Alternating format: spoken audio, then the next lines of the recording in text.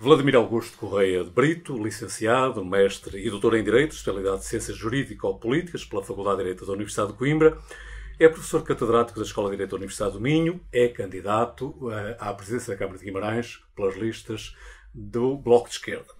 Sr. Professor, muito obrigado pela disponibilidade que teve em nos receber, em conversar connosco um pouco sobre as eleições autárquicas do próximo dia 1 de outubro. Eu julgo recordar-me que nos anos 80 do século passado, já o professor Vladimir de Brito foi membro da Assembleia Municipal, na altura eleito nas listas da CDU. Sim. Mas foi, penso que, uma passagem relativamente efêmera, foi apenas um mandato, que depois não continuou. Ora, agora surge de novo o professor Vladimir de Brito a intervir ativamente na vida política concelhia. E eu recordo-me de uma afirmação que o Sr. Professor teve numa entrevista que deu ao jornal Mais Guimarães, em que diz a determinada altura, e permita-me que cite: é a questão do medo que também me leva a entrar na política municipal. Ora, dito desta forma, lido assim, apenas, descontextualizado, permita-me, parece que se assusta um pouco. Então, há assim tanto medo em Guimarães que leva os cidadãos guimaranenses a eventualmente inibir-se, a ter receio de entrar na vida política? Sim. Começo por agradecer o convite para esta entrevista e o facto de me darem a oportunidade de falar para os vimaranenses. Cumprimentá-lo também, que é uma honra tê-lo como interlocutor nesta entrevista. E respondendo às questões que me coloca, diria o seguinte: de facto, nos anos 80 entrei num processo, na política ativa, como se costuma dizer, como deputado municipal pela CDU, no quadro de um grupo de independentes e do acordo que tínhamos feito com a altura da CDU para participar nesse processo. Estive lá durante quase uma legislatura, saí um pouco antes, por razões de discordância relativamente ao modo como o PCP tratou a questão da perestroika e do glasnost de Gorbachev. Entendi que não tinha sido tratado corretamente e, perante aquilo, saí. Deixei de ser deputado municipal. Praticamente já penso que seria quase o final da legislatura, mas deixei de ser antes do final da legislatura.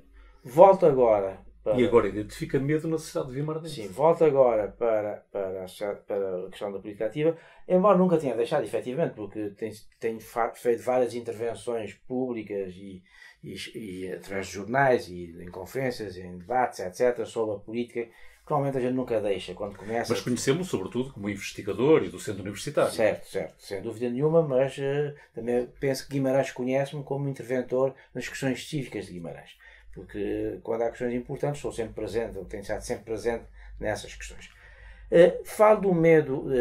O medo é uma das vertentes que me leva a voltar à política. Aliás, eu teria dito também que uma outra razão de ser era, entre outras, era o facto de haver uma maioria absoluta que decidia absolutamente com algum autoritarismo, no sentido político do termo, ou seja, decide porque entende que é assim e acabou, quase que sem ouvir as pessoas, e que entendia que era momento de pôr fim às maiorias absolutas, mesmo no quadro autárquico.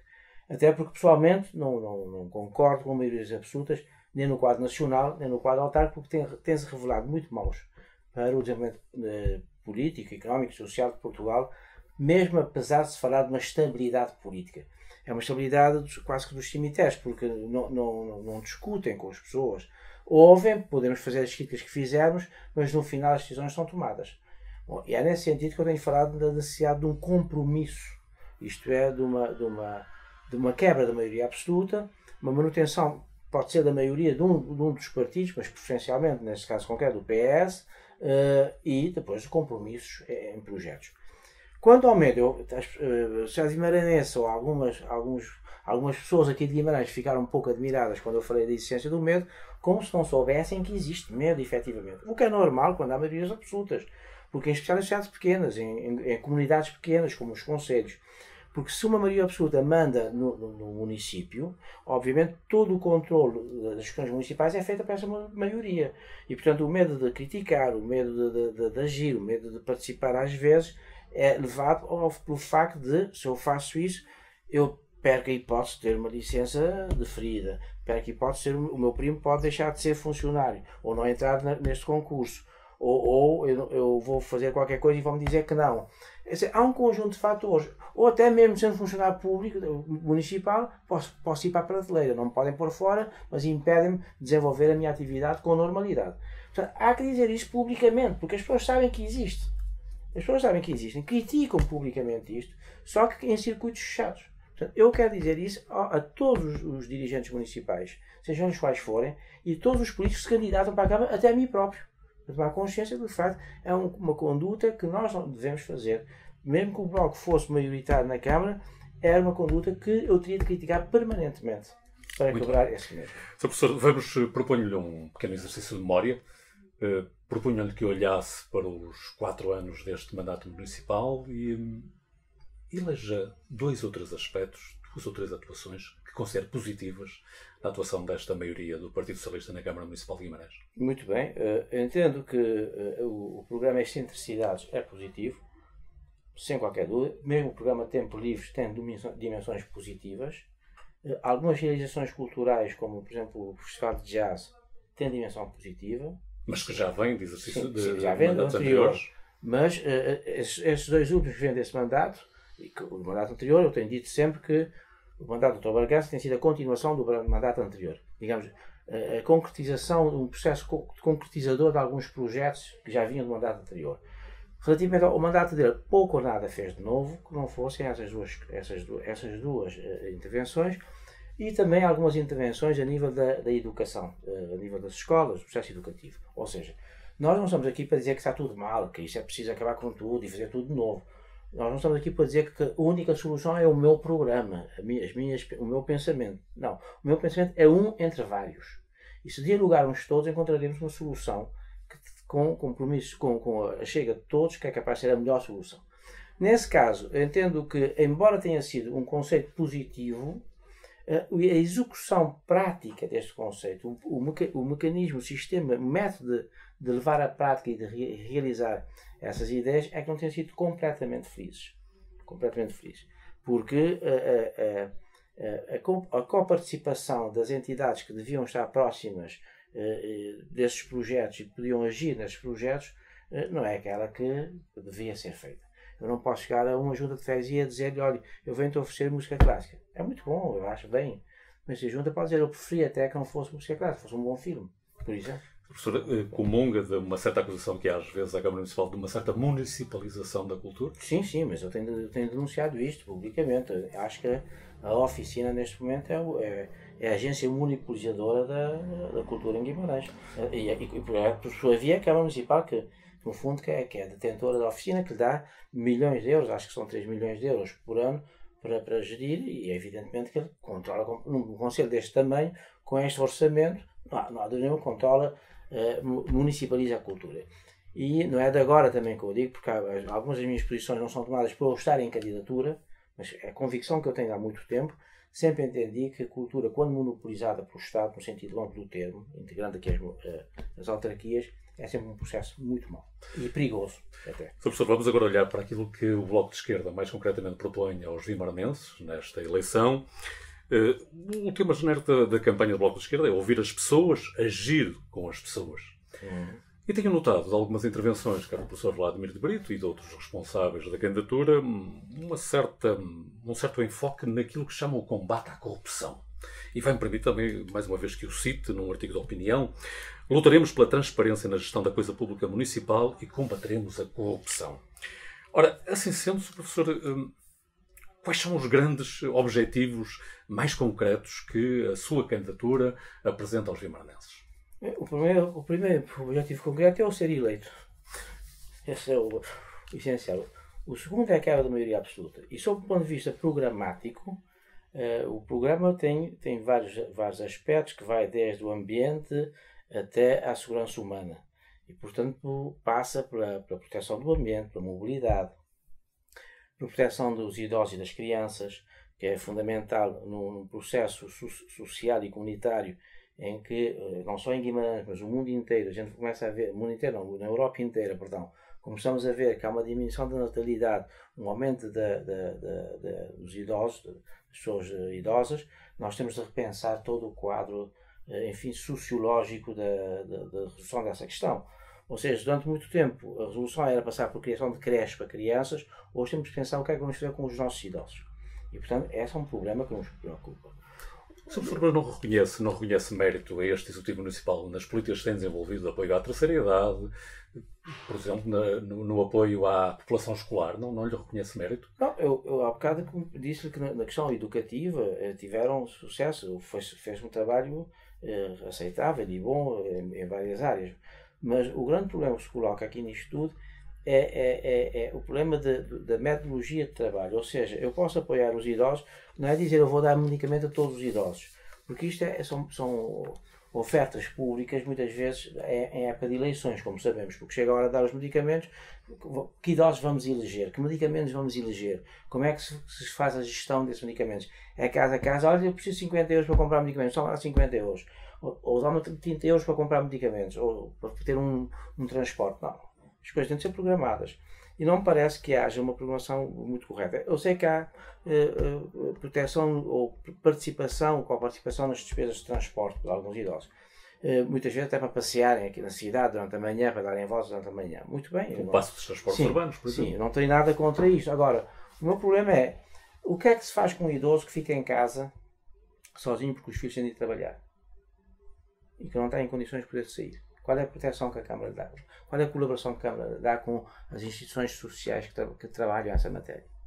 A Câmara concede regularmente auxílios às IPSS do Conselho que se candidatam e que apresentam candidaturas. Certo, apresentam candidaturas, têm um auxílio e ajudam a trabalhar. Muito bem, mas como é que elege esses auxílios? Que programas, que projetos são? Quem é que aprova os projetos e como? Quais são os critérios? Porque nós sabemos também muitas vezes, chega lá uma instituição dessa natureza, olha, preciso de 5 mil euros para isto, e toma lá 5 mil euros. O projeto depois é aprovado quase de joelhos, porque tenta-se resolver o problema. Nós entendemos que temos de integrar isto tudo num processo em que há uma relação muito articulada entre a Câmara e essas instituições, para proteger, por exemplo, excedentes de câmaras articuladas, de cadeiras de rodas, a criação de centros onde possam estar durante o dia, não com um depósito, pura simplesmente um depósito, mas com voluntários que possam acompanhá-los, por exemplo, a passear, para ir até ao cinema, a um espetáculo, para ter uma relação comunitária que os socialize. Porque fazer uma política em que eu pego de X idosos e meto numa instituição e está ali resolvido e à noite vai-se buscar e põe-se em casa, não me parece que seja completamente correto. E é aperfeiçoamento dessas políticas que nós queremos trazer a debate, de modo a que se pense novos mecanismos, que as novas soluções que se vai encontrando podem facilitar. O Sr. Professor disse que essas novas modalidades de intervenção gostava de as trazer a debate, mas provavelmente o Bloco de Esquerda já tem uma opinião, uma proposta para fazer sobre isso. Por exemplo, eu recordo-me que o Sr. Professor dizia em determinada altura que era necessário envolver mais as juntas de freguesia, por exemplo, na gestão dos parques infantis. Pois. Mas isso já está de alguma forma a acontecer. Digamos, qual era o ganho, o acrescento que o Bloco de Esquerda gostava de ver? Mas acontecer em que freguesias? O problema é, acontece em uma ou duas freguesias. E Guimarães tem 48. Quantos parques infantis há nas 48 freguesias? Algumas delas são feitas por instituições de seguridade social. Por exemplo, ali em São Turcado, foi a Irmandade que fez o parque infantil, a Câmara não fez parque nenhum. Portanto, a junta não tem nada a ver com qualquer parque. O que eu digo envolver é naqueles sítios onde não há. É evidente, não dá, há. E é bom que haja. Agora, quem é que faz a gestão desse parque? É a junta ou é a Câmara? Quem é que diz à Câmara quantos parques é preciso fazer e onde fazê-los? É que às vezes a Câmara chega e diz assim, vamos fazer um parque aqui. E faça ali o parque. E depois quem é que gera o parque? É a Câmara. A Junta praticamente não tem nenhuma intervenção nessa questão.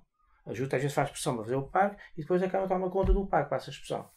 O que eu estou a propor com o reforço dos poderes da Junta, e se reparar, diga-me, não posso fazer perguntas, professor, é que deve ser pergunta, mas eu perguntaria o seguinte, quantas vezes as outras candidaturas falaram do reforço do poder das juntas? Da capacitação das juntas, por exemplo, a fazerem projetos que podem concorrer a projetos europeus. Nada. Porquê? Porque o conceito que nós temos é aquilo que eu chamo a centralização do poder municipal. Ora, se o poder municipal... O professor sabe que há pelo menos uma força política que mesmo em sede de Câmara Municipal e na Assembleia Municipal muito tem criticado o Executivo por aquilo que eles classificam como uma escassa transferência de verbas para as juntas de freguesia. Uma coisa é a transferência de verbas, ou seja, o Orçamento do Estado implica verbas para as freguesias. A Câmara tem de o fazer, quer queira, quer não queira. Sim, mas depois existem outras competências que a Câmara poderia delegar. Não delega, pois, não delega. Ou delega, por vezes, as freguesias cujos presidentes são de acordo da presidência da Câmara. Quer dizer, a Câmara Municipal de Guimarães, há 20 e tal anos, no mínimo, tem tratado as freguesias umas como filhos, outras como madrastas. E depois, quando chega a hora das eleições, os enteados são, muitas vezes, assediados para passar a filhos, ao estatuto de filhos. Vou dar um exemplo. Temos o caso de São João do Ponte. Até durante muito tempo era um enteado. Mas apareceu um candidato que teve umas obras, mudou. Agora é filho. Portanto, nós não podemos fingir que ignoramos os factos. E o grande problema das sociedades na sociedade portuguesa é fazer a clica no café, entre os amigos, e depois ter medo de dizer às pessoas que isto acontece. Isto acontece.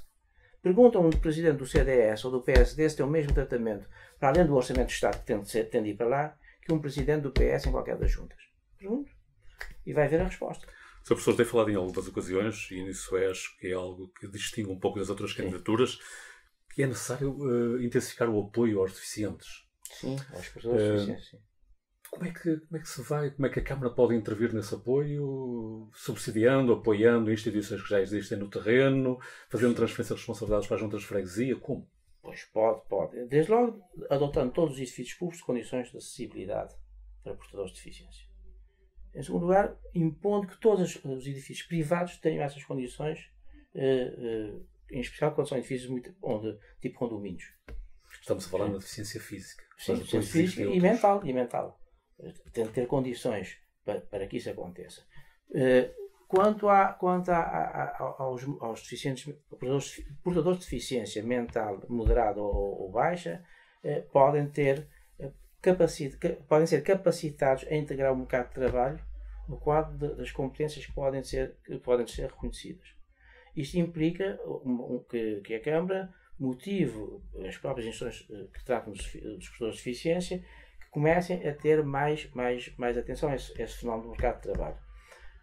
Inclusive atribuindo algumas funções no quadro de várias tarefas que podem exercer. Por exemplo, no Universidade do Minho nós temos as pessoas que limpam os jardins, são todos portadores de deficiência.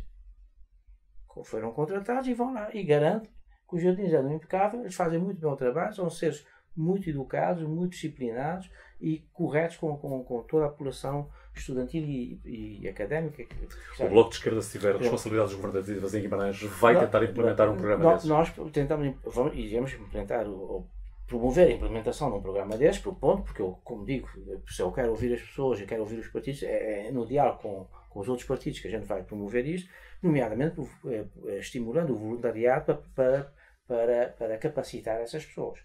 E nós temos uma candidata que é doutorada em Sociologia e especializada até nessa área, que é a doutora Luísa Fernandes, que está absolutamente capacitada para propor projetos sobre essa matéria. Mas para além disso, nós temos de ver que os portadores de deficiência média ou baixa, ou moderada, são seres com capacidades, embora limitadas, ou até muitas vezes orientados para um dado sentido. E tem-se de aproveitar esse potencial para socializá-los com dignidade. Não é só trazê-los para dar uma voltinha na cidade, é levá-los a capacitar-se que são capazes de ter algum grau de autonomia. Mas isso são especialistas que irão tratar dessa matéria e nós temos de pensar isto. Aliás, repare, nós falamos também que é necessário uma relação da Câmara com o hospital mais apertada. Ainda há dias fizemos uma visita ao hospital. Nenhum candidato, ninguém ainda pensou nisto. Porque a ideia que se tem é que, como o hospital é algo da competência do Poder Central e, de certo modo, Poder Regional, e de facto é a Administração Regional de Saúde, aliás, do Norte, a Câmara nada tem a fazer. Não, a Câmara tem muito a fazer. Falamos com o diretor do hospital só para ver o problema da acessibilidade ao hospital. Não é possível a Câmara fazer vias dedicadas para a emergência médica. Muitas vezes tentam telefonar para ir buscar doentes do outro lado da rua porque não conseguem as ambulâncias chegar e saem funcionários do hospital para ir carregar doentes em maca porque estão ali bloqueados, por exemplo. E outras matérias, não é? Portanto, há sempre espaço para uma relação da Câmara com as instituições. Repare, só para concluir, é importante, nós não estamos a dizer que a Câmara faça qualquer coisa sozinha, tipo um vereador teve a iluminação de propor isto. sempre que fizer coisas que implica onde há já instituições no terreno que estão a trabalhar nessa matéria, a Câmara deve associar-se diretamente a essas instituições e trabalhar com elas. Em vez de criar agências tipo oficina, tipo tempos livres, etc., que são agências onde dá emprego aos amigos e afasta as instituições. Porque aquilo é um foco, é um centro local de emprego para amigos políticos. Sr. Professor, tem falado várias vezes ao longo desta nossa conversa do relacionamento da Câmara com as juntas. Entendo que os canais que existem atualmente não são os mais indicados. O Bloco de Esquerda gostava que as relações se pautassem por outros critérios. Sim. Em primeiro lugar, maior desconcentração dos poderes. Ou seja, aquilo que a junta pode fazer deve ser atribuído às juntas e a Câmara devia desconcentrar os poderes nas juntas. Primeira questão é fundamental, empoderando as juntas nessas matérias. A segunda questão é as próprias juntas serem capacitadas a cooperar entre si. O que permitiria poupar dinheiro e custos. Ou seja, se as juntas querem fazer um ginásio, um polidesportivo, etc., em vez de cada junta fazer pode 4 juntas da mesma região fazer administrado pelas próprias juntas a servir toda a população da região. Isso implica uma pequena revolução mental. Mas isso é que é fundamental fazer-se. Porque só assim, muitas vezes, essa cooperação entre as juntas permite que a União Europeia consiga atribuir aos municípios, à Câmara, fundos para aquele projeto. E, portanto, pode avantajar as juntas nesse aspecto de lhe permitir fazer grandes realizações a baixo custo, mas em cooperação com as juntas vizinhas. Muito bem, Sr. Professor. Outras questões. Estamos a passar por um tempo de algum desenvolvimento económico. Vamos olhar para as questões da habitação. Em Guimarães há problemas de habitação. Há habitualmente queixas que a habitação é cara. Como é que o Bloco de Esquerda pode intervir aí? Que medidas é que propõe? A habitação neste momento está muito cara em quase todos os centros das cidades principais, pelo menos, não é? Torna-se necessário fazer a Câmara tem de promover, juntamente com as entidades que constroem prédios, os construtores civis, ou com as entidades proprietárias dos prédios, tem de promover uma política que facilite o arrendamento dos prédios a custos que sempre prejuízam os senhorios e obviamente os que têm a arrendar os seus prédios a um preço justo da renda, mas permitindo efetivamente criar as condições para que se torne mais baixas as rendas. Bom, isto passará por um conjunto de políticas públicas que a Câmara está de fazer, nomeadamente permitindo a construção de edifícios em acordo com os construtores, com preços controlados, fazendo uma política de IMNIs para os senhorios que arrendem em certas condições. Intervenção ao nível dos solos, sim, também? Também intervenção ao nível dos solos, ao preço dos solos, etc. Tudo isto poderá ajudar a diminuir o preço da habitação. Por outro lado, revalorizando a necessidade de habitar o centro histórico por jovens que entendam poder viver em Guimarães, não só no centro histórico, mas à volta de Guimarães, criando condições para que isso aconteça. É claro que isto é um grande problema a nível nacional, que hoje se verifica, encontrar as melhores políticas para que isso aconteça, porque quem oferece habitação não é a Câmara, são os construtores civis que fazem os prédios, vendem, as pessoas arrendam ou não arrendam. Mas, por exemplo, talvez a nível do Governo Central, as câmaras todas agirem junto do Governo Central para ver a legislação que não permita ter prédios devolutos durante muito tempo e criando condições que as espécies sejam reaproveitados, requalificados para arrendamento. Porque há leis que vão permitindo essas questões, mas o problema é pôr em prática essas leis. Eu reconheço que o problema da habitação é um problema muito delicado.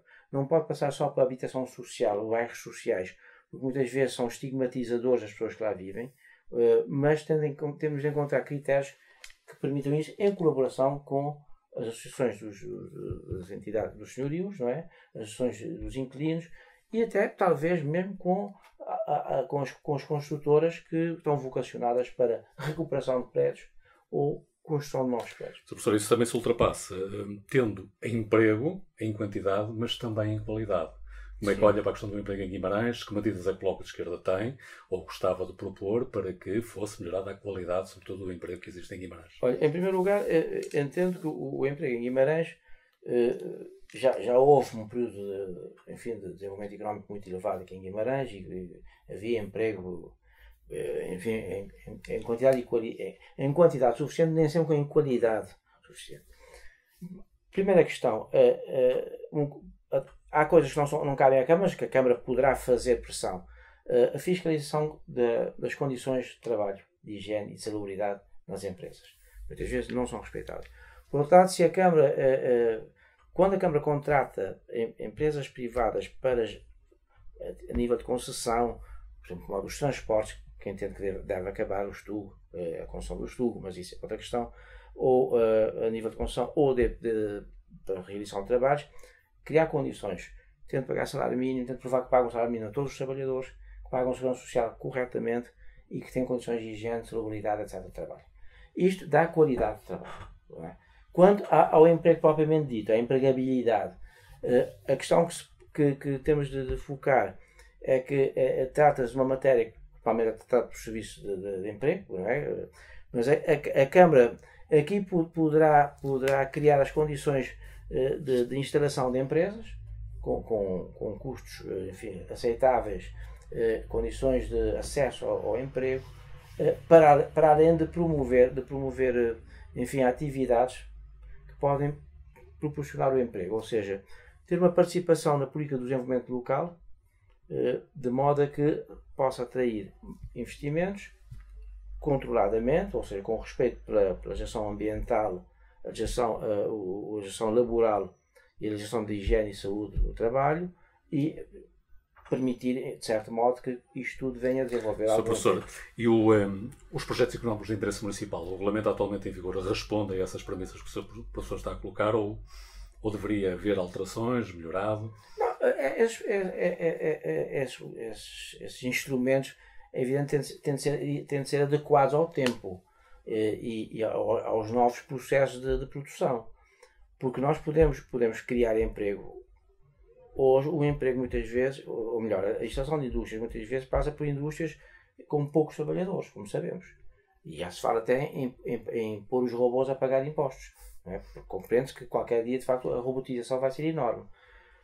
Daí que eu digo que isto tem de ser adequado a esse desenvolvimento e ao tipo de investimento que se pretende que se instale em Guimarães. Eu entendo que, neste momento, se fizer investimento em matéria de ponta, para a indústria de ponta, é muito importante, independentemente de maior ou menor autonomização, porque pode permitir a criação de empregos. E se forem vários, pode-se criar empregos nesses vários e aumenta o desemprego na cidade e o emprego é de qualidade, não é? Os empregos já existentes é que temos de ver as condições em que se desenvolve e que tipo de indústria temos. Porque nós podemos criar indústrias aqui que vêm poluir completamente a cidade. Criamos emprego por um lado, mas doença por outro. A vantagem do emprego vai à desvantagem da doença do trabalhador e das más condições. Muito bem. Sr. Professor, o nosso tempo está a começar a ficar cada vez mais curto, mas eu ainda queria ouvir sobre outras questões. No início da nossa conversa, o professor Vladimir lembrava a sua intervenção cívica em algumas etapas importantes do nosso Conselho. Eu recordo-me da sua participação nas recentes discussões públicas sobre a via de acesso ao Ave Parque. Sim, sim. O Sr. Professor defende uma ligação da autoestrada direta às Taipas. Permita-me recordar-lhe aquilo que foram afirmações do professor José Mendes, seu colega da Universidade do Minho e atual secretário de Estado do Ambiente, em que dizia que isso era impossível. Não acreditava que a concessionária alguma vez permitisse uma ligação direta às Taipas. E então, Sr. Professor, como é que ficamos? Mas como vê, isso é a opinião do José Mendes, que diz, não acredito que.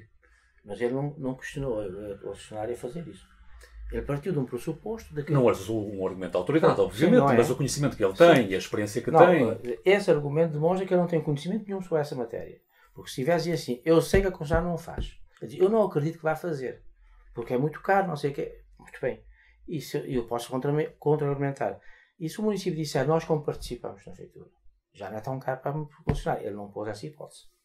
Percebe? Ou seja, nós trabalhamos com hipóteses. É fundamental para o AVPAR que haja uma ligação direta a partir das Taipas? Eu acho que sim. Eu, aliás, sempre disse que entendo que é necessário uma ligação direta e rápida para o AVPAR.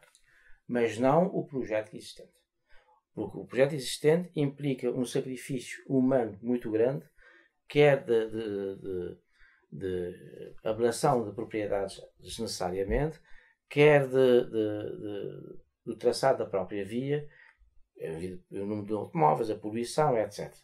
quando temos situações muito mais simples, em minha opinião, podem ser um pouco mais caras, aparentemente, no investimento, mas são mais rentáveis e realizam muito melhor o projeto. Porque basta pensar, se porventura houvesse uma ligação, uma saída e entrada nas taipas para o AFCAP, quem vem do Porto, qual é mais rápido?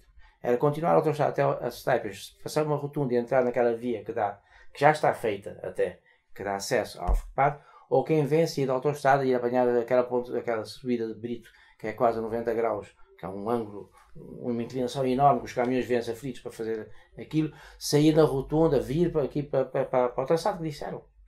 Se querem rapidez, é reversível o processo ainda. Eu entendo que não. Eu entendo que nenhum processo é irreversível desde que não, em especial quando não começou ainda, tem no projeto. Portanto, pode perfeitamente o município fazer pressão junto da entidade que é concessionária da autoestrada para abrir um canal de entrada nas taipas. Com uma vantagem, servia além do AFPAC várias populações até quase junto à Palma de Linha. O professor disse-nos logo no início da conversa que, para além daquilo que eram os objetivos do Bloco de Esquerda, havia um que era fundamental, que era ser eleito. Sim. Esse é o objetivo quase principal. Não é? Uma vitória passa por ser eleito, obviamente.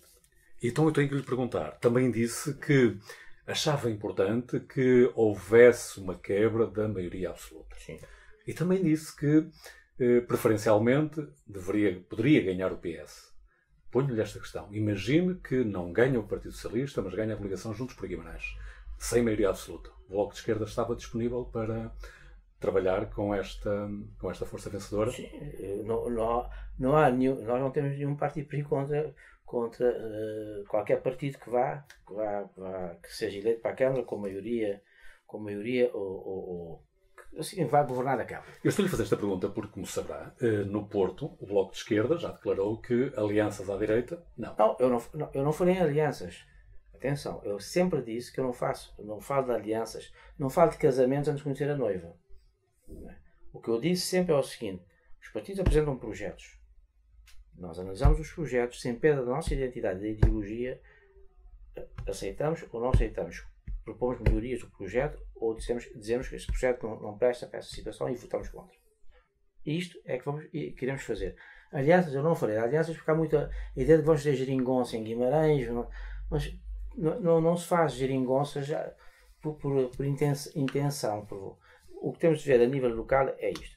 Se a maioria, se for dos Juntos por Guimarães, pese embora seja neste momento um saco onde cabem em toda a direita entrou lá para dentro, até mais perigosa, mais radical, pese embora seja um PSD local que, aliada das ideias da Troika, que não tinha alternativa, que aceitava a ideia que não havia alternativa, que tudo tinha de ser assim como faziam, com aquela austeridade mais do que aquilo que a Troika queria, esses foram aliados sempre do Passos Coelho e da política do Passos Coelho, nunca criticaram.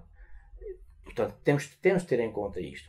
Agora, se me apresenta um bom projeto para a cidade, obviamente a gente discute o projeto, propomos também o que entendemos para aquele projeto e beneficiamos a população, porque a nossa preocupação são as pessoas. Disponibilidade para conversar, mas só a 2 de outubro. Sim, a partir de 2 de outubro estaremos para conversar. Sr. Professor, uma última questão, que não é uma questão, é um desafio que lhe lanço. Imagino que tenha à sua frente um eleitor qualquer de Guimarães que encontrou aí, convença-o a votar no Bloco de Esquerda. Eu convenci-o dizendo o seguinte: olha, leia o programa do Bloco de Esquerda e veja que nós estamos preocupados consigo, com a sua família e com a sua comunidade. Portanto, nós não fazemos nenhuma propaganda de promessas como se fôssemos empresas de construção civil ou gestores de recursos humanos dessas empresas, que é o que está-se a passar com grande parte dos partidos que estão no terreno neste momento. E, portanto, se tem preocupações consigo próprio, com a sua família, com a comunidade e quer que as coisas mudem nesse sentido, então vote Bloco de Esquerda. Se quer que a maioria absoluta acabe, para evitar os abusos que as maiorias absolutas cometem, vote no Bloco de Esquerda e permita que o Bloco de Esquerda entre, mas também que os outros também entrem, se assim for o caso. Nós não podemos ser exclusivos. Vladimir de Brito, docente universitário, investigador no Direito, candidato do Bloco de Esquerda à presidência da Câmara Municipal de Guimarães. Sr. Professor, okay. muito obrigado. Muito obrigado,